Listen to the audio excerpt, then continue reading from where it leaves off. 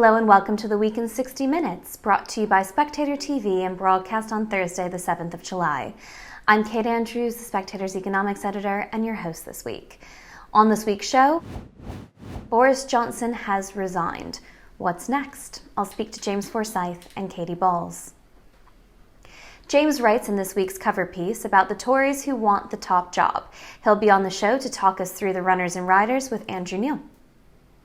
Oil wrestling and inflation. Hannah Lucinda Smith writes in this week's magazine that this odd pairing exemplifies the trouble with Turkey's economy. She'll join me on the show. It was the 74th birthday of the NHS this week. Should we be celebrating? I'll speak to Isabel Hardman. And finally, do we really know what makes us happy? Rory Sutherland doesn't think so. He'll be on Spectator TV. A Spectator subscription is now better value than ever before. As a new subscriber joining today, you'll pay just £1 a week for unlimited online and app access in your first year. To subscribe today, go to spectator.co.uk/TV offer.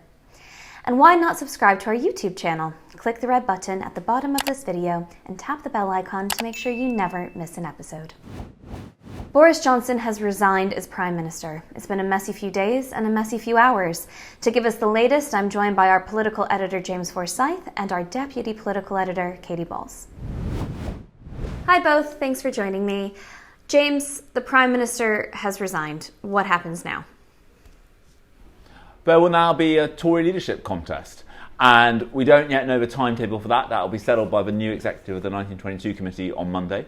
There are two schools of thought in the Tory party about it. One set of people say, look, we need a new Prime Minister in place soon. It would be best to get the parliamentary rounds done before Parliament breaks up for the summer. Later on this month, use August for hustings around the country and have a new leader in place by September. Other people argue that look, lots of the candidates running, think of people like Isabel Hardman, are not well known. You need to be able to kind of kick the tires on them. This is a really big choice for the Tory party. They shouldn't rush it. So why not wait for the parliamentary rounds until September and unveil a new leader at conference? Now, I think that the problem with the latter scenario is I just don't see how that works if Boris Johnson is still Prime Minister. It would be an awfully long time to have him in there doing that job. And so ministers who advocate that solution tend to favour the idea of Dominic Raab stepping in as interim Prime Minister. But even if Dominic Raab did step in as interim Prime Minister, and he has done this job before when Boris Johnson was in hospital with COVID, and he did it kind of calmly and collegiately by all accounts, I think the challenge is that is an awfully long time for the country not to have a Prime Minister who is going to be the leader who takes the country through to the next election, when you consider the whole variety of crises, whether it's the energy crisis or the security crisis facing the country. Katy, there's already a lot of criticism of the Prime Minister's resignation speech, some of his own MPs suggesting that they don't think he resigned properly, and a lot of blame that it seems the Prime Minister put on everybody but himself. What did you make of his remarks? I think it was quite a classic Boris Johnson speech in some ways. If you compare it to Theresa May when she resigned, and she actually at one point appeared overcome with emotion, very sad, Boris Johnson was bullish. Effectively, Boris Johnson made quite clear he didn't want to go. He laid the blame for that squarely at the parliamentary party. He said it had become clear to him that a majority in the parliamentary party wanted him to go, and he had reluctantly accepted this after having pointed out to them that it might seem a little bit odd to have a leadership election right now. I think he used the word eccentric. And then he went on to talk about Darwinism and also talk about this idea of a herd mentality in Westminster that had meant that he had effectively been forced out of office. Now, these are all things that he clearly feels, and I think that is in keeping with everything we've heard about how Boris Johnson has handled Partygate accusations, questions about the Chris Pincher scandal initially at least. But I think in terms of where you go next, it wasn't really a speech with self-reflection in the sense of, I've made mistakes and I regret this premiership not going the way I wanted. It was more other people have looked at things in a way which means that I can no longer stand here. And he thanked his wife, Carrie Johnson. He thanked the staff at Chequers, but he did not thank any of his cabinet, not even the cabinet who remained in post and hadn't resigned. Some of them, such as Alistair Jack, the Scotland Secretary, was stood at one side of Downing Street when the Prime Minister was talking. So I think probably the line that was the most intriguing was he said he would support the next leader as much as he could. Now, that's not really a cast iron promise that he's going to support the next leader. And I think the manner in which this has happened, the fact that Number 10 did not want to go along with what cabinet ministers are pushing for, means that you can imagine a world where Boris Johnson, whether, as a columnist, as a speaker, even as a backbench MP, has lots of opinions on what his successor should or shouldn't be doing. Yeah, I think Katy is right. I think you saw the beginning of the creation of the Boris Johnson myth there, which is, we were only a few points behind in midterm.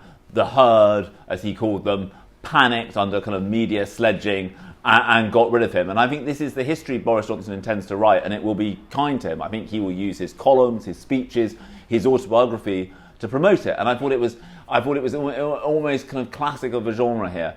But there was no recognition by Boris Johnson of his own role in his downfall. James, can you give us some insight into what happened over the past 18 hours or so? Because yesterday evening, it seemed like the Prime Minister was becoming even more bullish about his position in staying in Downing Street. As people were resigning around him, he was firing his Levelling Up secretary, Michael Gove. And then we get to this morning and he comes out and he resigns. What changed in that very short period of time?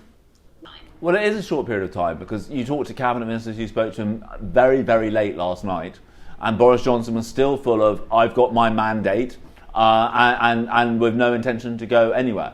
I think ultimately what has led to him resigning is it was becoming quite clear by this morning that he would not be able to staff the government.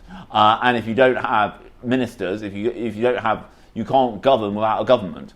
And I thought you could see this, but by kind of 7:30 this morning, I think more ministers had resigned. I mean, the scoring rate of ministerial resignations is faster than the England cricket team's approach under Brendan McCullum, and I think it was clear at that point that you couldn't have a government, and people were resigning from the kind of jobs that you can't leave vacant. You can't leave a job as security minister vacant. You can't leave a job of Northern Ireland secretary vacant, and so I think that is ultimately what forced him to go. Katy, Boris Johnson is often referred to as a Marmite figure. You really love him or you really hate him, and he even alluded to that in his speech when he said, some of you will be happy about this, I know, others will be disappointed. Will that be a calculation now within the Tory party that he has been ousted by his own MPs, by his own cabinet, by vast resignations? Are they going to be at all worried about any grassroots members that actually feel like Boris has been a bit hard done by? Well, I think you'll still see, despite the disruption and chaos of the past 48 hours, those in the leadership contest who will be talking about, a loyalty to Boris Johnson and praising him. And for example, you had Liz Truss, the Foreign Secretary, who had kept pretty quiet, had obviously said she was going to continue to back Boris Johnson. I think it helped that she was at the G20 when a lot of the peak madness was kicking off, cabinet ministers going to see the Prime Minister. But today, after he made the decision saying Boris Johnson has made the right decision, but then quickly praising all these things in his premiership. And I think Ben Wallace adopting a similar approach. So I think we're going to have loyalist candidates who will be trying to keep that group on side who didn't necessarily want Boris Johnson to go. I do think, though, if you looked at the polling after Rishi Sunak and Sajid Javid both resigned, one of the things that was quite striking was the number of Conservative voters who turned against Boris Johnson. So I don't think this is a situation where MPs at present worry that there's going to be a huge backlash to this. I think they think it's dragged out for such a long time. This is something which figures in the grassroots and voters will sympathise with them on. Of course, this depends a lot on, does the government now get its act together? What does the future leader do? If the situation is worse than what we just had, then people could, of course, change their mind. James and Katy, thanks for joining me. So if not Boris, then who? James also writes this week's cover piece about the contenders, the Tory MPs who want to take that top job from Boris Johnson. He joined me yesterday to speak about the leadership hopefuls, as did the Spectator's chairman and the host of The Andrew Neil Show, Andrew Neil. James, in your cover piece this week, you asked what and who is next for the Conservative Party as the latest scandal may prove fatal for Boris Johnson. Who are the likely candidates? Well, Tory leadership races are always more like the Grand National than the Derby. They're unpredictable, the favourite often doesn't win, but even by those standards, this is an exceptionally open field. One of the reasons that Boris Johnson has survived for as long as he has is that there hasn't been an obvious successor who commands the kind of support of the bulk of the parliamentary party. I think when the contest, at the moment, the kind of Conservative Home Survey, which has a pretty good record on Tory leadership contests, suggests that Ben Wallace, the Defence Secretary, is currently the favourite. But I think very tellingly, he's the favourite on only 16% of the vote, which is a remarkably low share to be leading the field on. And I think what that tells you is that this is a very open race where the policy prospectuses that the candidates set out are going to matter a lot, and where their performances in the hustings and the debates, and crucially, what the polls say about their electability are going to be crucial. We'll come back to the Defence Secretary who's leading that Con Home poll. But first, Andrew, one of the big things spoken about during the multitude of scandals the government has faced in recent months is that absence of a viable alternative. What do you think of the Tory options? Is there a well of talent in the Tory party right now? Well, it's certainly true that the absence of a clear alternative or a clear favourite has helped to keep Mr. Johnson in power. But even that is now beginning to run out of steam, and increasingly I think the view is that who would be better to replace him? Well, almost anybody. So I think that's why we're heading towards a leadership contest. He could be gone in hours, he could be gone in days. I think he'll certainly be gone in weeks. He may not even make the summer recess now. If you want a rundown of the runners and riders as to who's likely to be the next Tory leader, there's nothing better than James's article in the upcoming edition of The Spectator. He gets all the right names and all the right comments on who they are. There is no clear favourite, which will make this a fascinating race. And it will be even more fascinating because it will have a dynamic that those who start off well could well flounder. And those who don't get a good start may suddenly be coming through at the last hurdle. So I think it's absolutely wide open. This is not a stellar Tory lineup compared to years gone by. It's not particularly special, but there's a fair amount of variety there. Gender variety, ethnic variety, left and right variety. There is certainly choice, and the Tories are meant to believe in choice. And they will have a choice. And I think the race itself will test the mettle of those who think they can be the party leader. It's certainly going to keep us busy and it'll be worth a watch. Well, I certainly concur that viewers should be reading James's cover piece this week. It covers all the bases. James, I want to pick up on Andrew's point that at this point it seems like almost any leader might be better than Boris Johnson. This calculation has changed quite quickly for some MPs, hasn't it? Because it was just weeks ago, around that first no confidence vote for Boris Johnson, that some MPs who weren't very pleased with the Prime Minister's record were more worried about another candidate who they really didn't like, managing to make it to the final two and get voted into the party leadership spot by the grassroots. But now it seems with these resignations, especially from the more junior lot of the Tory party en masse, they're just saying enough is enough and we're willing to take our chances wherever a leadership contest may go. Yeah, it's remarkable who is resigning. Look at the fact that Alex Burkhardt, who was until very recently Boris Johnson's parliamentary private secretary, has just resigned as a minister. I think there are two things that have triggered this shift. One is the Tiverton and Wakefield by-elections showed that Boris Johnson now motivates the anti-Tory vote more than the Tory vote. And he is one of the big drivers of the tactical voting that so freshens the Tory party right now. The second is the Chris Pincher business. Because after Partygate, Number 10 kept telling Tory MPs, we've professionalised the operation, you won't have these kind of self-inflicted wounds again. And you've now had possibly the deepest self-inflicted wound of all. And I think Tory MPs have just come, and from the ministers who've resigned and Tory MPs have just come to the conclusion that this isn't going to stop as long as Boris Johnson is in Number 10, and so it is better to get this done. I think one of the other things that is driving the speed is a sense among Tory parliamentarians that if they're going to have a leadership contest, it would be better to do it over the summer. It would look less self-indulgent over the summer than to do it this autumn when the cost of living crisis is really biting and people would say, why on earth are you doing that rather than getting on with governing the country? Andrew, what did you make of Sajid Javid and Rishi Sunak's resignations? Do you think this is the start of their leadership bids? Oh, yes, it's the start of their leadership bids, and it's also the start of leadership bids of those who have not yet resigned. I mean, they're all getting their ducks in a row, and they're right to. I mean, there is going to be a leadership contest now. I'm in no doubt about that. The Prime Minister is dying a death by 1,000 cuts, and it is only a matter of time. And as each day goes by, even each hour goes by, it looks like it'll be sooner rather than later. So it's only natural in the state of politics that they should begin to get their campaigns going, put out soundings, what support they can count on, what positions should they take, who will their main rivals be. All that, there's nothing ignoble or underhand about that. That's all part of the stuff of normal politics. And I do think it will be important for the Conservatives are slow learners, and so it's taken them a while to understand that if they stick with Boris Johnson, they're toast. It's finished. It's over. He'll never get better. He is what he is. He can't change. He even admitted that to the BBC on the Today programme a couple of weeks ago. You know, there's a whole industry out there that has willed him to get better, and he never does. He can't help himself. I've willed him to get better in various formats, and it's never happened. So I think they realize they need to make a change. The sooner the better.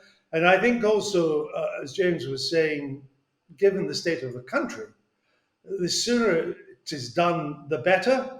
And the sooner they make up their minds who they want as their new leader, who will be the new Prime Minister, the better as well, because there's so much to do. I mean, whoever gets into Downing Street after this will find chaos. I mean, it will be a mess. Nothing will work. No buttons pushed will reply. It will be like there had been a non-stop party and nobody cleaned up afterwards. So the sooner someone gets in to sort this out, it's a Herculean task. I wouldn't wish it on anybody, certainly not my best friend, but it needs to be done. But they will find some gold wallpaper. Andrew, Ben Wallace was mentioned at the start of our chat today. You interviewed him for Spectator TV for our Christmas episode last year. What do you make of him? Ben Wallace is a good chap. He's a traditional Tory. He sounds a traditional Tory. He looks a traditional Tory. He's an army man. He's had a good war in the sense that he has been an excellent Secretary of State Defense in the build-up to and in the invasion of Ukraine by Russia. He's been one of the important voices inside NATO, inside the alliance. The Americans regard him highly as well. He is the kind of person that the Tories used to feel most comfortable with.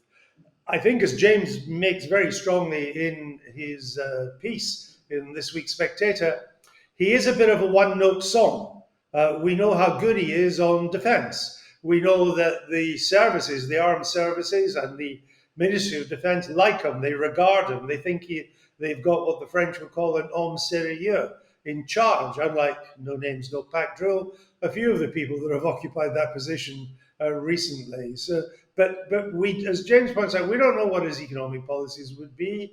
We don't know what his social attitudes are. All of that will have to come out. And look, we don't even know if he wants it. There was a lot of talk that he may prefer to be the next head of NATO, which of course he would be ideally qualified to do. And it's about time we had a Brit again in that job. And it may be that the hustings are not to his making. I would say that this one thing, though, that he would be a good man for the Union. And by that I mean the United Kingdom.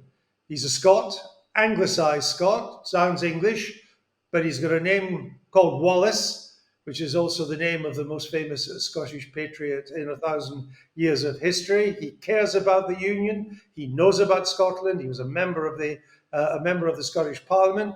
And whereas wise Tories have always known that as long as Boris Johnson was Prime Minister, they could never risk another referendum, even if one was forced on them.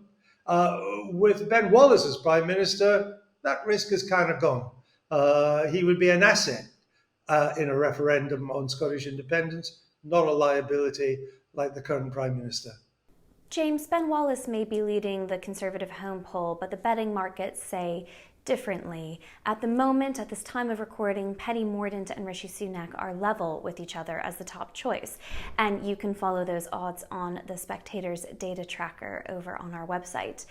Now, when it comes to the culture wars, Rishi Sunak has been pretty quiet, but Penny Mordaunt has been more vocal, and she is definitely on the socially liberal side of the party. How do you think that will go down if she were to, say, make it to the final two and the vote were to be taken to the grassroots?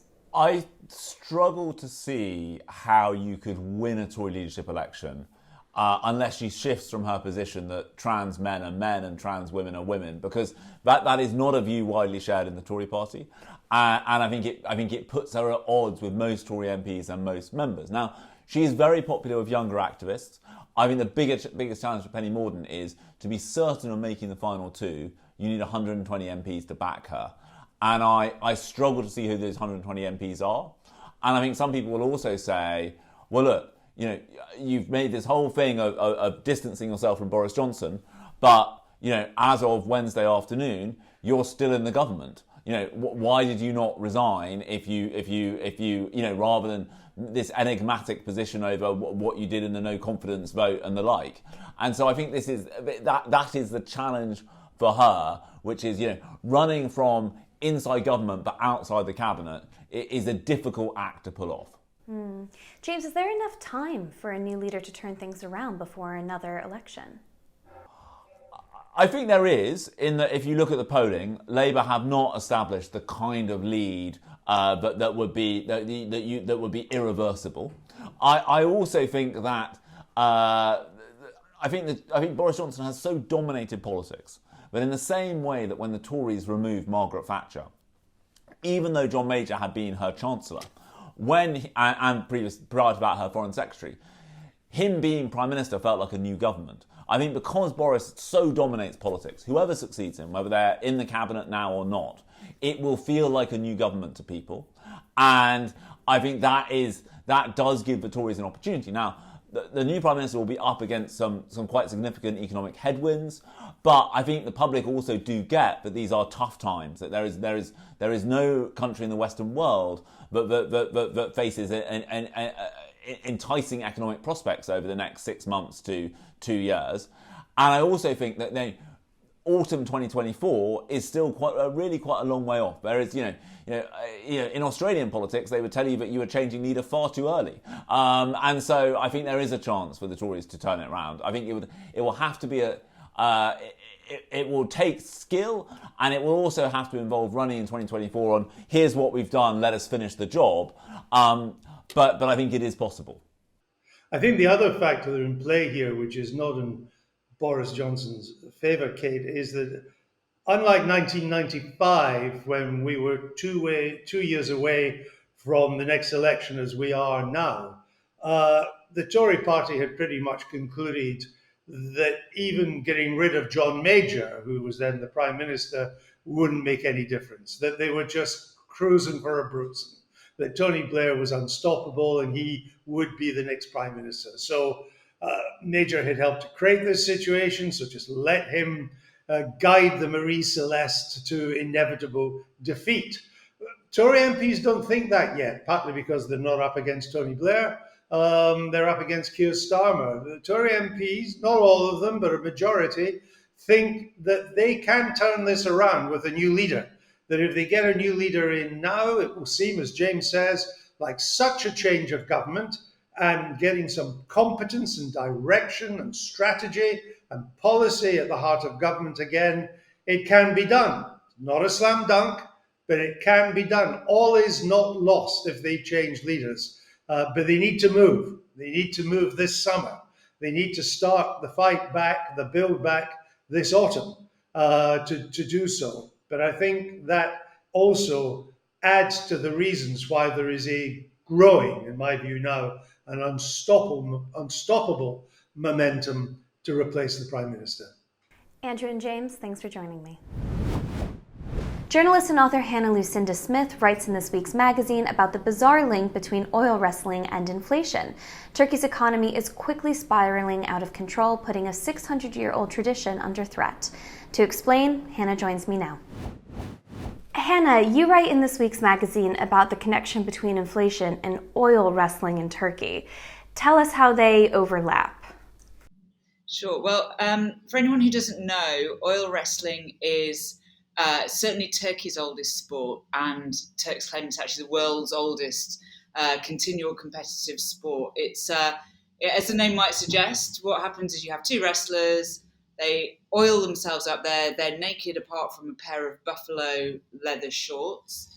They oil themselves up, either using olive oil in the case of the festival I was at earlier this month, or more commonly corn oil or sunflower oil. And then they grapple to put it very straightforward. They eat the grass. Yeah, it's an amazing thing to watch. But it's been going this was the 661st annual competition in a place called Kirkpinar, which is in Edirne, right near the Bulgarian and Greek borders, so western Turkey. So obviously in this festival they use olive oil. It's something that's locally produced in Turkey, but like almost everything on the supermarket shelves, its price has just soared over the past year. Olive oil in the supermarkets has doubled in price over the last year, and other products have gone even higher. So I thought this was a kind of interesting way. They use about 3 tons of olive oil over the course of this 3-day competition, so not a cheap business. Yeah, you see them. They're literally they've got a big vat of it, and they're sort of slapping it onto themselves before they start wrestling. And I have to say, under the sun as well. This is the thing that always sort of worries me as a fair-skinned person when I watch this. I think, God, the amount of after sun you must have to put on after that as well. But seriously, yeah. Yeah. So, I mean, this is a really fun way to dive into a very serious issue in Turkey at the moment. Inflation is running above 78%. Why is it so high in Turkey? So there's a number of reasons. So first of all, there are the reasons why we're seeing inflation everywhere. So the aftershocks of the pandemic, the war in Ukraine also. But specifically to Turkey, there are problems which come down to the policies of President Erdogan, who's got a really unorthodox economic theory, which is that high interest rates cause high inflation. Now, you talk to almost every other economist in the world or politician in the world, and they will say exactly the opposite. If you want to bring inflation down, you've got to put your interest rates up. Now, Erdogan has been repeatedly overruling the technocrats at the central bank who've been trying to say that and do that. He's sacked 4 of those in the past few years. He's basically taken control of monetary policy personally in Turkey and applied this really, really unorthodox theory to it. Now, what's happened there is not only has inflation risen, but also the value of the lira has dropped. Just to put it anecdotally, I moved to Turkey nearly 10 years ago in February 2013. At that time, it was exactly 3 lira to the pound. Today, we're approaching 21 lira to the pound. That's the extent to which the lira has fallen in value. Now, Erdogan and his team would say, well, there are advantages in that. We're looking for a kind of, high export economy, cheap labor. This is how we can be successful. But, the fact is it doesn't work because Turkey imports almost all of its energy. And obviously energy is used in everything, so something like olive oil, even, which is locally produced. Okay, you might have cheap wages, you might have all kind of cheap costs at the Turkish end, but you've still got to transport that olive oil to the supermarket. You've still got to have fuel for your tractors. So it's affecting absolutely everything, not only household bills, but also petrol at the pumps. A year ago was about 7 lira, now it's about 30 lira. It's affecting absolutely everything. So although Erdogan likes to blame the kind of factors that everywhere blames now for inflation, he also likes to blame what he calls the interest rate lobby, which is in his mind some kind of shadowy international lobby that's trying to kind of destroy Turkey. But ultimately it's his policies that are leading to this in Turkey. It's not just the oil rustlers who are struggling with inflated prices. In your piece, you talk about how this is affecting ordinary Turks too. Can you share a few of those stories? Yeah, sure. I mean, to be honest, these days, almost every conversation in Turkey just comes round to the prices in the shops. And in fact, I went out last night with a friend, and we started talking about art and music and other things. And after about 5 minutes, I sort of felt, this is really subversive. This is so odd, having a conversation which isn't about politics at all, because that's the extent to which it dominates, conversation and life here. Every time we go into the supermarket these days, prices have risen again. Nobody can keep up with it. There's been 2 hikes already this year in the minimum wage. It was doubled in January. It was put up, I think, 40% again just this month. State salaries also been hiked twice. Private companies giving massive pay increases. A friend of mine who works for Bosch here, I think his pay increase at the beginning of the year was about 70%. He's just had another 40% one. So, everything is just trying to keep up with these prices, but nothing is managing it. Now, clearly there are still people who are in a sort of privileged position, let's say. Anyone who's got an income in foreign currency, anyone who's got savings in foreign currency, insulated to some extent, not entirely, but insulated to some extent. But even then, the middle classes, people, Turks who probably might have gone on probably 3 or 4 domestic holidays each year, might have gone to the coast in summer and then, gone skiing in winter, now are having to sort of cut most of that out. But for the very poorest people, anecdotally, I'm hearing about people who just don't buy meat anymore, families who don't buy meat anymore. That's how bad it's got. And I think the people that it's really affecting are the urban poor. Turkey still has a very kind of traditional rural society. So if you're living out in the village somewhere, you will have very, very strong family ties. You'll have your piece of land. You'll have ways to kind of cushion the blow. But if you're poor and living in the city and you're having to deal with not only price rises in the supermarket, increases in the price of public transport, also increases in, rents are shooting up unbelievably.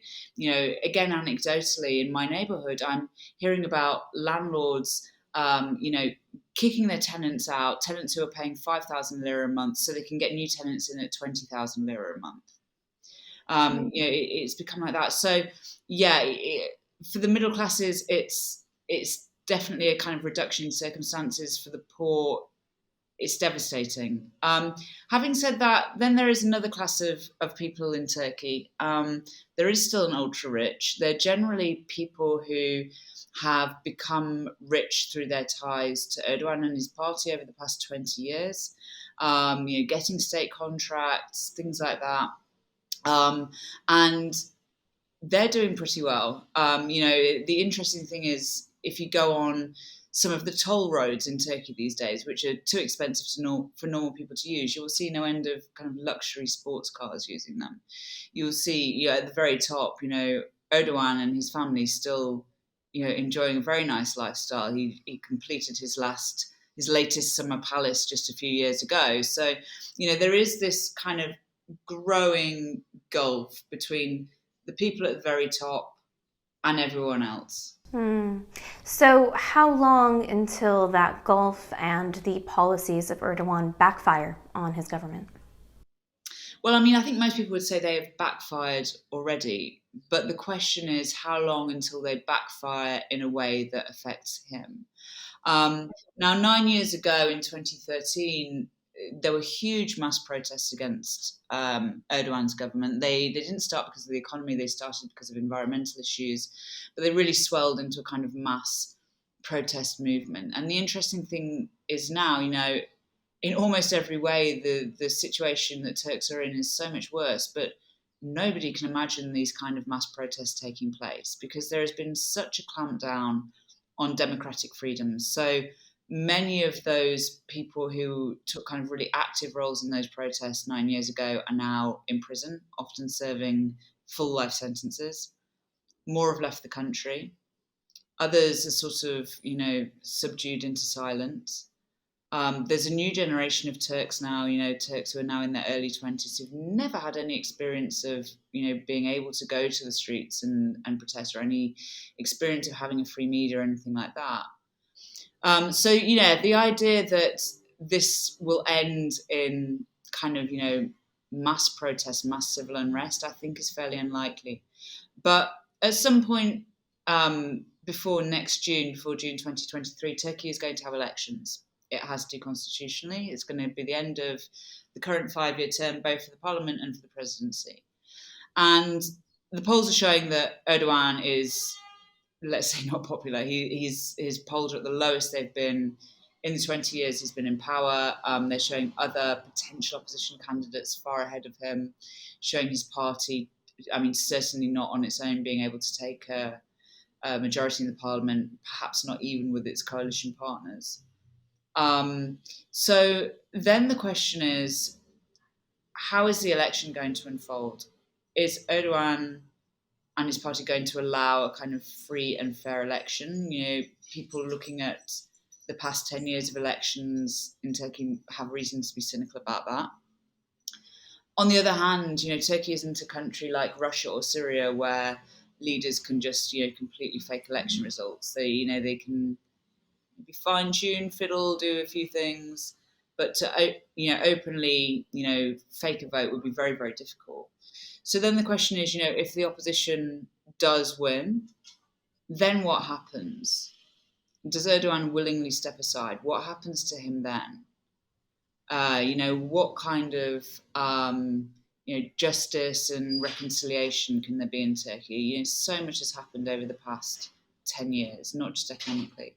But then on top of that, there's the economic problem as well. Whoever comes into power next inherits huge economic problems. And clearly, if Erdogan comes into power, will he reverse course on his economic policy? I think that's unlikely. He's shown himself so wedded to it. But if the opposition comes into power, yes, absolutely, they're going to reverse that policy. But then there's just a huge, huge mess left there to clear up. Central bank reserves are scraping the floor.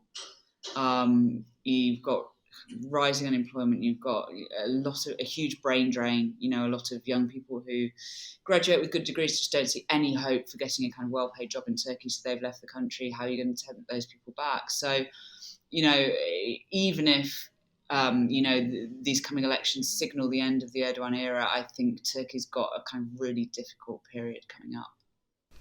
Hannah, thanks for joining Spectator TV. Remember, if you enjoy what we do at The Spectator, you can subscribe to the magazine and to our online content. To subscribe today, go to spectator.co.uk/TV offer.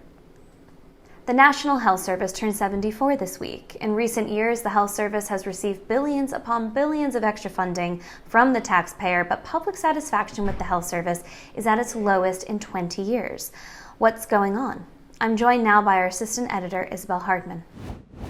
Isabel, thanks for joining Spectator TV. So this week marks the 74th birthday of the National Health Service, but celebrations seem somewhat muted this year. Can you give us a sense of what's going on in the NHS at the moment? Well, I think things are pretty miserable in the NHS at the moment, which is why you didn't see that much celebrating. In fact, I spent quite a lot of Tuesday talking to NHS figures, and it was only sort of halfway through the calls and the meetings that we suddenly remembered, oh yes, it's the birthday. So that's sort of mentally where they are. There's the backlog, which if you talk to people working within the health service, they'll say they're doing their very best to tackle as quickly as they can, and they thought they were doing okay, but the latest wave of COVID is again really affecting them, and is slowing progress because of staff absences and so on. There's also these efficiency savings that the NHS is being expected to make. It's supposed to double its efficiency rate to 2.2%, which is a huge ask of the health service in any circumstances, but with inflation, There's a lot of worries that that's going to be a real squeeze in terms of how much everything costs. And that's something that Amanda Pritchard, who is the Chief Executive of NHS England, has already been laying down markers. She gave a speech to the NHS Confederation last week where she said that, you know, budgets can only stretch so far, and you can see the NHS saying either it can't meet those targets, which Pritchard at the moment is saying it can, or just trying to push back against any suggestion from ministers. And obviously, currently, I believe Steve Barclay is still the Health Secretary. He's very into efficiencies, that they might try to squeeze things further. Well, I was going to say it's difficult to talk about what the government thinks when it comes to the NHS, seeing as the government is currently collapsing all around us. But ministers previous to this current upset in Westminster and whoever forms the next government going forward, do you think they're waking up to the realities facing the NHS? Yes and no. So I think that the Treasury is not, and the reason I say that is that it had blocked very forcefully any attempts to do proper workforce planning, which would, in the long term, help the NHS to be more efficient, because it is hugely inefficient if you have massive gaps on your rotas, if you have so many vacancies within the health service, if you cannot actually perform the operations that you need to, because you just don't have the nurses, you don't have the doctors, and so on. And this is a sort of ongoing problem. In terms of the other aspect of reality, which is I think a point that you make a fair bit, Kate, which is about the actual sustainability of the NHS as it is.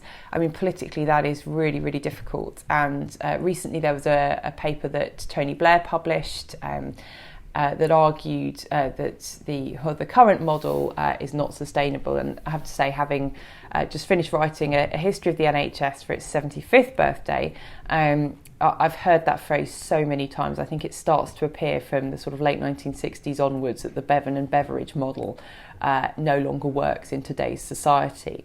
The problem is that the solutions to that, there are the sort of outlier solutions of scrapping it and going for something completely different, insurance-based model, which is not only in America but in other countries in Europe and does work well for people in Europe. So it's always worth pointing out that it's not the UK or America, and those are the only two models in the whole world. We do have a slightly bigger world than that. Or changing some of the structures within the health service. And this is the point that Tony Blair has been making, that he wants to basically collapse the central control over the health service and give integrated care boards, which are responsible for the commissioning and provision of NHS services, control over pretty much everything.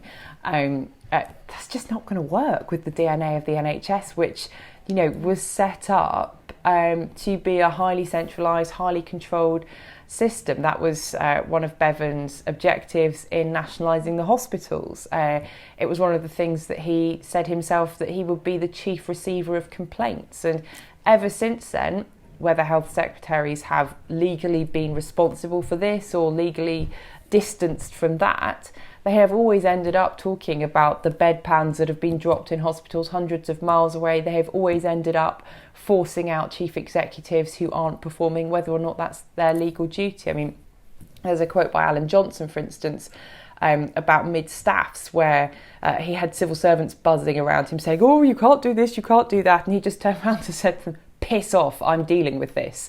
And that's ultimately what it comes down to, is the public expect ministers to answer questions on everything when it comes to the health service, and I don't quite see how that's going to change. The Spectator Data Hub is keeping track of public satisfaction with the NHS, and at the moment there are actually more people who say they're quite or very dissatisfied with its performance compared to those who are satisfied. But what should we read into those quite headline statistics? Yeah, so there's lots of interesting dynamics there. One is the political dynamic of who do the public blame, and they tend to blame the politicians who they think are underfunding, not supporting the health service properly. There's also the thing that particularly the later Labour years, the politicians then really picked up, which was the "but we're lucky" dynamic. So you get people saying, "Oh, the NHS is in a terrible state, but we're lucky with our local hospital," and sort of still bought into it at a local level, which can be hugely frustrating and disruptive for anyone trying to embark on sensible reforms, because actually sometimes people aren't lucky with their local hospital, and it would make more sense to close, the accident and emergency into centralised services. But you never get a hospital closure that the local politician, or indeed the local sort of vocal population are going to support, and so you end up with services remaining even when it's not particularly economical to do so. Isabel, in your upcoming book, you demonstrate how the NHS has been a battleground for some of the fiercest political contests of our time. As we look forward to an election possibly in 2024, maybe sooner, or indeed a leadership election just within the Conservative Party, how is the NHS going to figure? I think it will figure very highly because you are already getting headlines about the number of people who are dying while on NHS waiting lists. You're seeing this really interesting phenomenon of people crowdfunding for private medical treatment. So private medical insurance has gone up and down depending on who's in government, the state of the NHS, but actually people who are paying up front rather than taking out insurance for an operation that they need but have been told they have a year to wait for, and in that time they worry that they're going to get sicker or that their quality of life is going to plummet. They just can't wait in pain for that long, so they're going onto these GoFundMe sites and so on to try to cover their private healthcare themselves. And so when I talk to people in the health service and when I talk to switched on politicians about this, they see the NHS as being in it's probably its greatest existential crisis since its foundation, even greater than at the turn of the century in 2000, when people like Alan Milburn, Tony Blair were genuinely worried that public support for the NHS was just going to disappear. Public consent was going to disappear, and you'd get middle classes opting out. And the consent of the middle classes was really important at the time of the foundation of the health service. And so we're back in that place again now. You're going to have a lot of people getting very upset in hustings, in election question times and so on, about their mother who has been left to die by 4 cancelled operations, which was one of the things, the Mavis Skeet case that prompted a big revolution in the health service back in 2000. That said, it isn't necessarily the case that the NHS always wins elections for parties, and that's the risk for Labour, is that they could end up talking about the NHS while not actually reassuring the public on anything else. You look at the 1992 election, where the NHS was a key part of Labour's campaign, didn't win them that election. So in terms of a political battleground for actually winning an election, I think there's a caveat there, but it will feature really heavily in the campaign. One last question for you, Isabel, on the politics of this. Over the past 5 or 6 years when it comes to election time, and there have been quite a few, what politicians promise isn't reform, it's more money. And this has really increased the funding of the NHS to the point where it is now well above the OECD average. It's increasingly difficult to say that the NHS is underfunded. Do you think politicians are going to have to start offering something else? Or do you think the public may still buy into this idea that if we just give it a bit more money, and I'm thinking of the new national insurance levy, of course, that workers are paying now for the NHS catch-up and the rest of it, do people still think that the answer is more money, or are they expecting to hear something different from their politicians? I think the way in which the public react to attempts to reform social care is quite instructive in this, in that they expect things to continue to be free, even though social care isn't free for them at the moment, and they get very upset at the idea that they might have to expect a sort of lower level of service, even though the level of service in social care is appalling as well. So I do not think that being honest with the public about the health service tends to benefit politicians. And, we saw that in the 2017 snap election with social care, where Theresa May basically tried to, I interviewed her about this for the book, and she said that the basic problem was that they tried to be honest with the electorate, and that was not something the electorate appreciated. They don't like actually being told about the state of things and how much it is either going to cost or how much a health service is going to have to change. And for good or bad, and you've written about this, Kate, about the problem with the sort of British emotional attachment to the NHS. Brits don't want to see a change to the model, and they don't want to see their local hospital killed, even when, as many politicians have said to me, that local hospital is literally killing people. They will still present petitions saying, don't close this hospital. And so, good luck to anyone who wants to be honest about the alternative options, but I suspect that they won't get thanked for it. I mean, just another example from history. Kate used to work for the IEA, the Institute of Economic Affairs, and they got very upset with Enoch Powell for saying that there was no point in arguing against the National Health Service as it was, because it was something that the public wanted. They wrote to him saying, "See how you have comforted our enemy." I think, if Enoch Powell had sort of cottoned on to that, then I suspect that a lot of Conservative politicians today are probably going to draw back and think, no. Isabel, thanks for joining Spectator TV. And finally, do we really know what makes us happy? Rory Sutherland, our Wikiman columnist, writes in this week's magazine that if we were all just a little more spontaneous, our lives would be better for it. To explain, Rory joins me now. Rory, thanks for joining me on Spectator TV. So you write in this week's magazine that people don't really know what makes them happy. Can you explain? Well, it's something called effective forecasting, and it means that essentially, and this is probably for evolutionary reasons, we're not very good at imagining or predicting the effect that certain life changes will have on our enduring happiness. And in fact, there's evidence that at the two extremes, someone who enjoys a lottery win or someone who is victim of, say, a crippling illness or bereavement, mostly after a surprisingly short time, obviously it varies, their happiness kind of returns to a baseline level. And so our ability to predict, for example, we possibly imagine that holidays will make us happier than they really do. That would be one example, where we probably imagine that moving to a larger house will have a longer term effect on our happiness, well-being and enjoyment than it really does in reality. And I think it's important because if we're not very good at deciding in advance what we'll enjoy, to some extent, it suggests we should leave some room for randomness or experimentation in what we do. That too much planning is a problem in a world where we don't really plan for happiness very well. So is the problem not that a holiday won't make you happy or potentially moving to a new home won't make you happy, but that people are just too rigid about the whole process, that they perhaps overplan?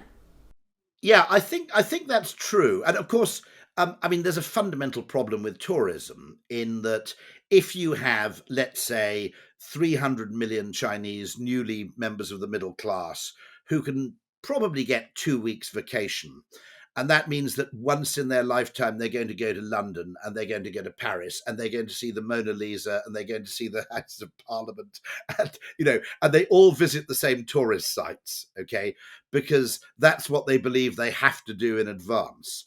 Then there's a fundamental problem with world tourism and travel, which is just over-concentration. And I would argue that a lot of the things that are really charming and enjoyable in life, the things we really like, aren't necessarily the things we assume we'll like. I give the example in my article that I much prefer Chicago to New York. Now, if you'd asked me which is the most exciting city in the United States, I would probably have answered, I suppose, possibly Las Vegas, possibly New York, possibly Los Angeles. But I happened to go on a business trip to Chicago and thought it was magical. Architecturally, it craps on most of the other American cities, for example. And those are the kind of things which, using advance information, you won't get right. Some of the nicest places I've ever been are French towns that nobody's ever heard of. And therefore, using what we know or what we think is important in advance to actually plan out our lives might actually be a mistake. Can I ask, Rory, when were you in Chicago? Because between November and April, I would say that is not a pleasant experience. It's actually very cold. I was first there in November, bizarrely, but during a kind of Indian summer. All right. And actually, in early November in Chicago, people were swimming in the lake. That was a very warm November. That's probably unusual. Now, yeah. I buy the fact that Chicago is climatically dependent. The only point I'd make, I think, is that if you're obsessed with enjoying the things you've decided will give you pleasure in advance, you do pay a price. Now, in artificial intelligence, and funnily enough, in the study of animal foraging, there's a name for this, and it's called the explore-exploit trade-off. There's a trade-off between exploiting what you already know or think is valuable and exploring what you don't yet know. And it's possible that in a world where we can plan our holidays down to absolutely infinitesimally small details using the internet, that we're all guilty of over planning. And the way we should go on holiday is to say, I'm going to fly into city A, I'm going to fly out of city B 2 weeks later, and a large part of what happens in between, I'm going to leave down to happenstance. But Rory, that will intimidate a lot of people, especially It does. By the way, it intimidates me. I mean, I actually find myself having to actually restrain my urge to plan. Are there any tools out there that might enable somebody to essentially plan to be more spontaneous?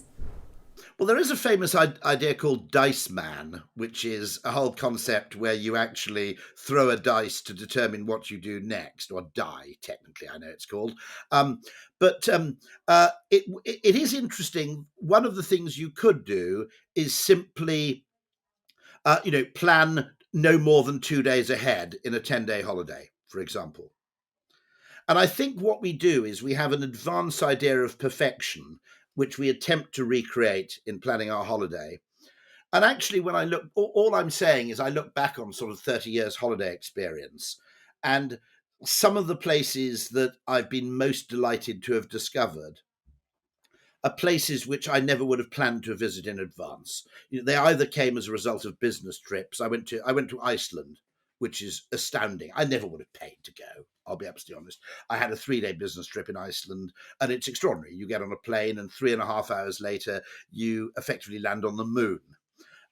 Israel was another place I absolutely loved without necessarily expecting it. And so a degree of... there are two things which I think bedevil us, one of which is planning according to what we know and fantasize about, not what happens to be out there. And the other one, I think, is just social pressure. I think a large part of holiday making is actually, bragging to other people. And I think the urge to go somewhere which will sound cool to other people might be profoundly limiting, in fact, in terms of how much we enjoy things. Well, I'll keep that in mind when I book my next holiday, Rory. I might even bring some dice. I mean, by the way, I don't necessarily recommend this for every single holiday you take, but I think having a certain number of vacations which are much more random, and I agree, it does take a certain amount of courage. Even in a UK holiday, just setting off in a car without knowing where you're going to stay that night, particularly in an age, of course, where we're taught to book early to save money. Is just a difficult thing to do. It's an awkward feeling. But I suspect that the long-term rewards are actually quite a bit better. Rory, thanks for joining Spectator TV. Always a huge pleasure. Thank you very much indeed. That's it for this week. Remember, if you enjoy what we do here at The Spectator, you can subscribe to the magazine and to our online content. Join today and you'll pay just £1 a week for unlimited online and app access in your first year. To subscribe today, go to spectator.co.uk/TV offer. And don't forget to subscribe to the Spectator's YouTube channel. Just click the subscribe button at the bottom of this video and tap the bell icon to make sure you never miss an episode. Thanks again for watching, and do join us again next week.